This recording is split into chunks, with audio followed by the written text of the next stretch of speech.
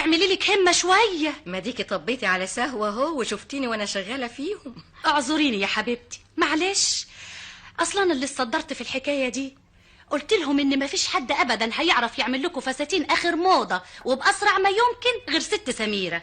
وحياتك انت هسهر عليهم للصبح، و7 صباحا هيكونوا تحت امرك، علشان انا كمان عايزه الفلوس ادفع منهم الايجار واهو اجيب شويه حاجات لناه.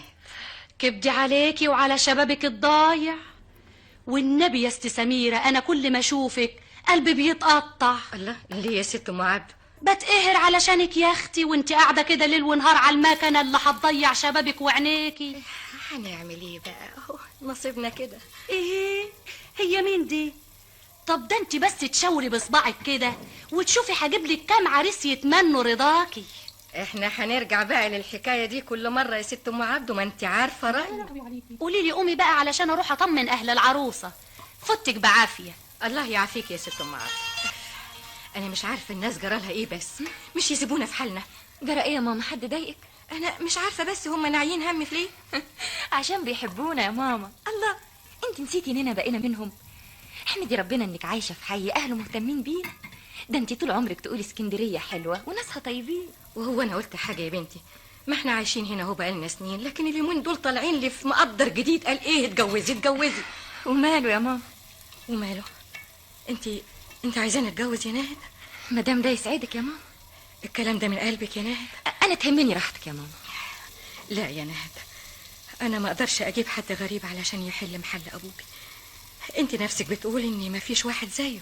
خلاص انت ما تضايقيش نفسك، وعلى كل حال هم يتمنوا لنا كل خير. انا ما قلتش حاجه يا بنتي، نهايته انا هغيب عنك بكره طول النهار. ابي خدي بالك من نفسك وكلي كويس. الله، انت رايحه فين؟ انت نسيتي ان انا بسافر كل شهر مصر يا بنتي؟ خبر يا ماما، انت مش تشوفي لك طريقه في حكايه زباينك اللي في مصر دول؟ ما انت عارفه ان انا بزور قرايبي اللي هناك وبالمره اخلص شغلي. بس انت طول عمرك بتزوريهم، ما فيش ولا مره نسيتي حد. معلش يا بنتي، اصلهم بينتظروني في الميعاد ده.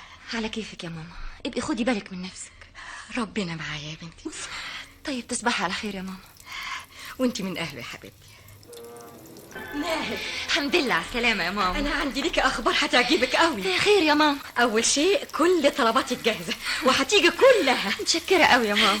تاني حاجه، انا خلاص هنفذ كلامك وهعمل بنصيحتك ونصيحه الجيران.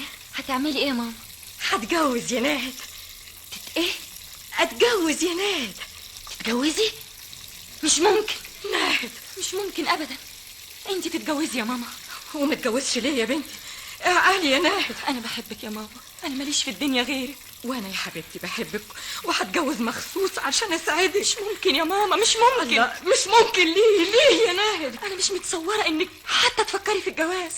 ده انت عشت طول عمرك عشاني انا، استحملتي وكافحتي ورفضتي كتير تقدمولك عشاني انا. ايه اللي خلاكي تغيري مبادئك؟ مبادئي؟ انا عمري ما غيرت مبادئي يا ناهد. انا نفذت كلامكم وعملت بنصيحتكم. هو حرام ان انا افكر في الجواز؟ حرام ان انا افكر في نفسي؟ حرام يا ناهد.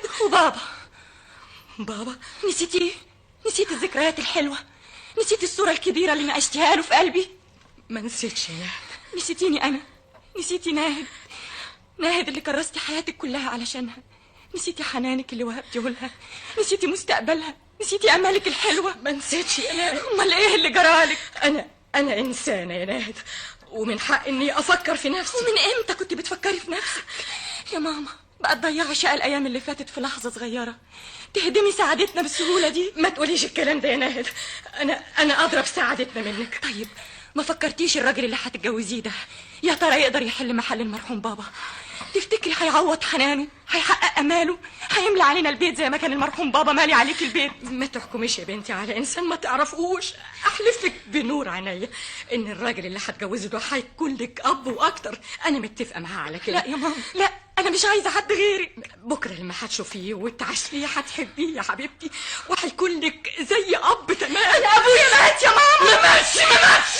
ليكي حق، هو لسه عايش في قلبي وصورته لسه منقوشه في قلبي، لكن مش ممكن ابدا حد يحل محله.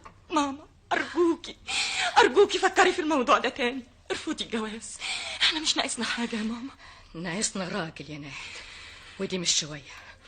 ويطلع مين الراجل ده بسلامته؟ يا ترى المعلم مصطفى صاحب العمارة؟ لا لا يا حبيبتي، ده راجل مقاول محترم وهيسيب مصر ويجي اسكندرية علشان يعيش ويانا. لكن